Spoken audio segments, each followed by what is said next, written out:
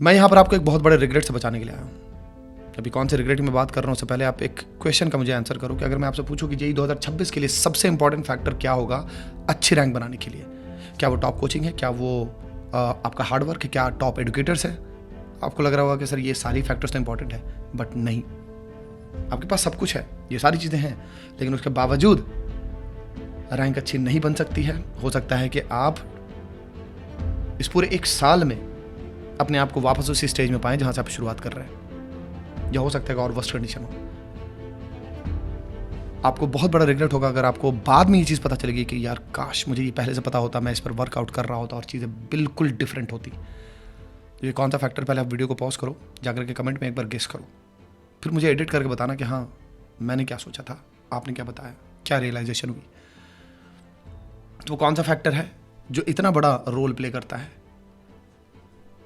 उस फैक्टर को मैं तभी बताऊंगा जब आप पहले एक बार रिकॉल कीजिए, ज़रा सा थोड़ा सा अपने आप को फ्लैशबैक में लेकर के चलिए। 11th से स्टार्ट किया था, बहुत जोश में थे, कोचिंग में पढ़ रहे थे, या हो सकता है यूट्यूब से ही पढ़ाई कर रहे थे, लेकिन दोनों जगह मोटी मोटी एक ही चीज़ हुई है। थोड़ा सा यूट्यूब पे डिफरेंट हो सकता है। यूट्यूब यूजुअली क्या होता है कि आप डिस्ट्रैक्शन, अगर आप सिर्फ यूट्यूब से पढ़ाई कर रहे हैं तो एक समय के बाद डिस्ट्रैक्शन का शिकार होते हैं। दोस्तों का एनवायरमेंट ऐसा मिलता है कि आप पढ़ाई से दूर हो जाते हैं। हुआ होगा ना? यहाँ पर भी आप यस करना। अगर दोस्तों की वजह से डिस्ट्रैक्टेड हुए, दोस्तों ने आपको जो है बोला है कि यार 11th में चिल करते हैं, 12th में पढ़ाई करते हैं। बात रही कोचिंग की, कोचिंग में पढ़ रहे थे, बहुत जोश में गए थे, लाखों फीस दी थी, बिल्कुल टॉप कोचिंग है भाई, टॉप एडुकेटर्स हैं भाई, बहुत नाम है भाई, फीस बड़ी दी है, पेरेंट्स भी एकदम श्योर हैं कि अब तो यार चीज़ें ठीक ही रहेंगी। लेकिन कुछ ही दिनों में क्या हुआ फिर, हो सकता है कुछ दिनों में नहीं, क्योंकि अलग अलग बच्चों के साथ अलग अलग सिचुएशन होती है, कुछ वीक्स में हो सकता है ऐसा हुआ, आपको लगा हो कि अब टीचर्स के साथ ना फ्रिक्वेंसी मैच नहीं कर रही है, वो बात नहीं आ पा रही। स्टार्टिंग में लगा था, लेकिन बाद में ऐसा लग रहा है कि अब मैं पिछड़ रहा हूँ, मेरे अपने एक्सरसाइजेज नहीं ढंग से कंप्लीट हो रहे हैं, मैं ये फील कर रहा हूँ कि पीछे होते जा रहा हूँ मैं।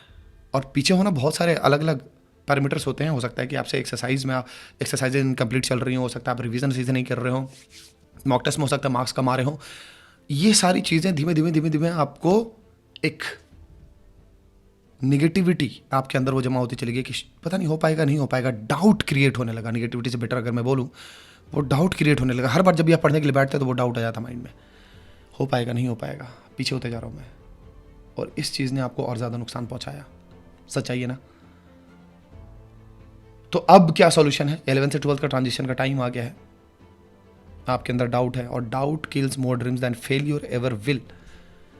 आज के टाइम पे जेईई की प्रिपरेशन से दूर होने के लिए फियर नहीं, फेल्योर नहीं, डाउट काफ़ी होता है। तो आपको बता दूं, देखो ये सारी चीज़ें, चाहे वो फियर हो, चाहे वो लिमिट हो, चाहे माइंड में किसी भी तरह की निगेटिविटी हो, मैं इस बार आपको एक मॉन्स्टर बनाने के लिए आया हूं। वो मॉन्स्टर जिसके लिए ये सब चीज़ें बहुत छोटी पड़ जाती हैं, किसी तरह का डर नहीं होता, कोई लूज करने का कोई डर नहीं होता, कोई लिमिट्स नहीं होती उसकी। तो ये मॉन्स्टर तुम कैसे बनोगे, और कौन सा फैक्टर है जिसके बारे में बात कर रहा था मैं, कि रिग्रेट होगा अगर तुम्हें नहीं पता हुआ, पहले से तुम अवेयर नहीं हुए तो। वो फैक्टर है इस एक साल की प्रिपरेशन में, जो कि एक बड़ा समय होता है प्रिपेयर करने के लिए, और इसमें बहुत उतार चढ़ाव आते हैं और कई लोग इसी में फिसल जाते हैं तो उठ नहीं पाते हैं। उठेगा वही जो कि मॉन्स्टर बन जाएगा, और ज़्यादा समय नहीं लगता, कुछ ही महीने की बात होती है, बहुत ज़्यादा समय नहीं लगता, बता रहा हूं। तो मैं इस बार आया हूं तुम्हें मॉन्स्टर बनाने के लिए। नेक्सस बैच में हम बिल्कुल मॉन्स्टर मोड में रहेंगे। बनोगे कैसे मॉन्स्टर? आपको पकड़ पकड़ करके रिवीजन की आदत डलवाएंगे, तो बेसिक फंडामेंटल्स अच्छे करेंगे, बेसिक्स आपके इतने स्ट्रांग करेंगे। और बेसिक सिर्फ पीसीएम के बेसिक्स नहीं, मैं बात करूं अपने तो सिर्फ केमिस्ट्री के बेसिक्स नहीं, जो आपके दिन भर के दिनचर्या आपकी होती है, जो रूटीन आपका होता है, जो रीजंस बनते हैं आपके पीसीएम के कमज़ोर होने के, जो रीज़न बनते हैं जेईई की प्रिपरेशन, सिर्फ जेईई की प्रिपरेशन नहीं है, पूरा दिन भर आप कैसे यूटिलाइज करते हैं, आपके ब्रेक्स जो पढ़ाई के बीच में ब्रेक्स होते हैं वो कैसे करते हैं। ऑल इन ऑल आपको एक monster with respect to discipline over the time, ये चीज़ ओवर द टाइम होती है, याद रखें। डिसिप्लिन होना भी एक स्किल है, ओवर द टाइम ये चीज़ होती है, अचानक से नहीं हो जाता कोई। और उसके लिए कंधे पे एक हाथ की बहुत ज़रूरत होती है, नहीं तो चीज़ें बहुत मुश्किल होती है। ये वो इंसान बता रहा है जिससे कंधे पे कोई हाथ नहीं रहा, और जिंदगी भर ये चीज फील होती रही कि काश ऐसा होता। तो बेसिक फंडामेंटल्स क्लास के बाद रिवीजन, अगर क्वेश्चंस मिले हैं 20-25 क्वेश्चन का होमवर्क मिला या 50 क्वेश्चन का होमवर्क मिला, ओवरलोडेड है, हर हाल में शो अप करना, हर हाल में शो अप करना। तो जेई नेक्सस टीम का नेक्सस बैच किसी भी हाल में आप अफोर्ड नहीं कर सकते मिस करना, किसी भी हाल में नहीं कर सकते।